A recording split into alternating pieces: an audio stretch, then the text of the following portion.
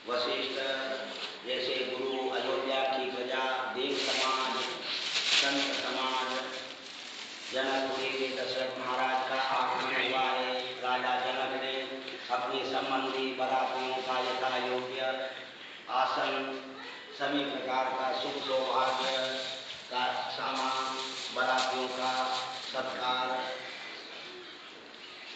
उस समय ऐसा कहा है कि ये जो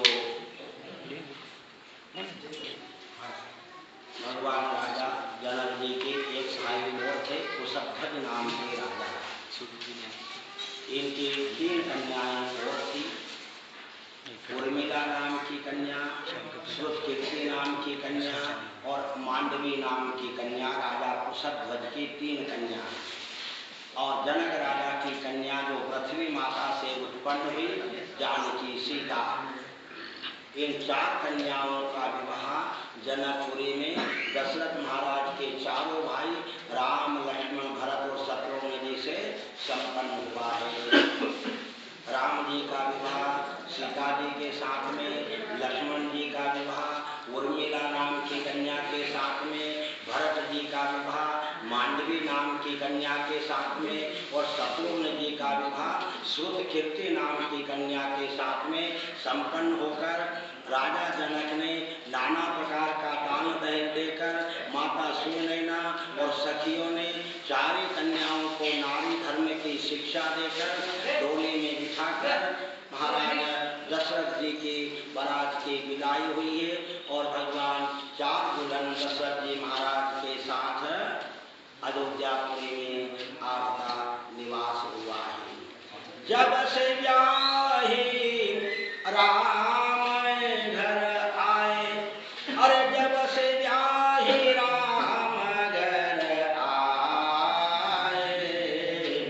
अरे नित नव मंगल मोद बढ़ाए, नित नव मंगल मोद बढ़ाए।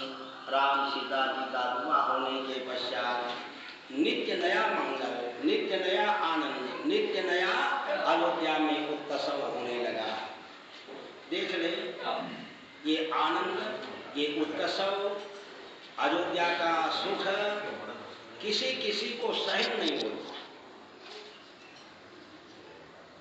किसी किसी को सहन नहीं होता। ये अयोध्या की कथा ही नहीं है वो महाराज।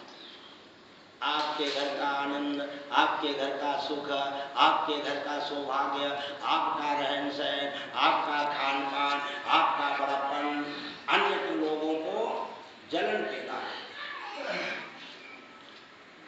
कुछ ऐसे हैं जो दुख में दुखी रहते, कुछ लोग ऐसे हैं जो दुख में दुखी रहते, और कुछ लोग ऐसे हैं कि जो दूसरे के सुख को देख करके दुखी रहते।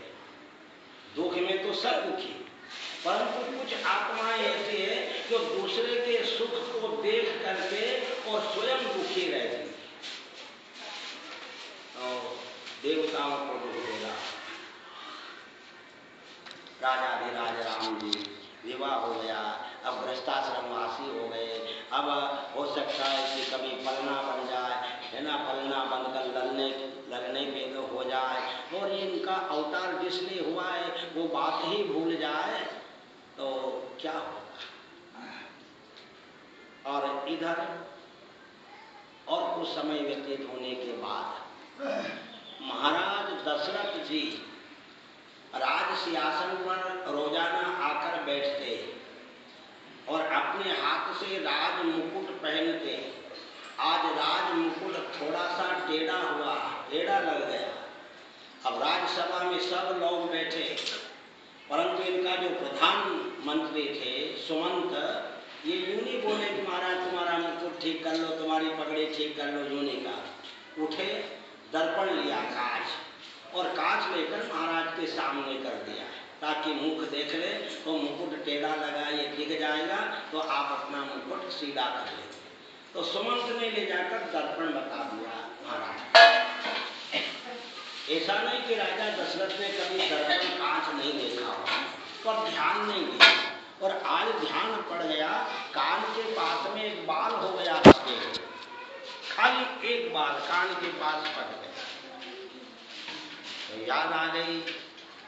जैसे ब्रह्मानंद महाराज ने कहा ना, ब्रह्मानंद में संदेशा आ गया यम का, चलन की अब तैयारी है। संदेशा आ गया यम का, चलन की अब तैयारी है। बाल सिर के हुए धोरे, लिया लकड़ी का सहारा है। बाल सिर के हुए धोरे, लिया लकड़ी का सहारा है। संदेशा आ गया यम का, चलन की अब तैयारी। उसी समय विचार किया हमारे बड़े पुत्र राम जी को राज्य पद देकर राज तिलक करके हम भगवान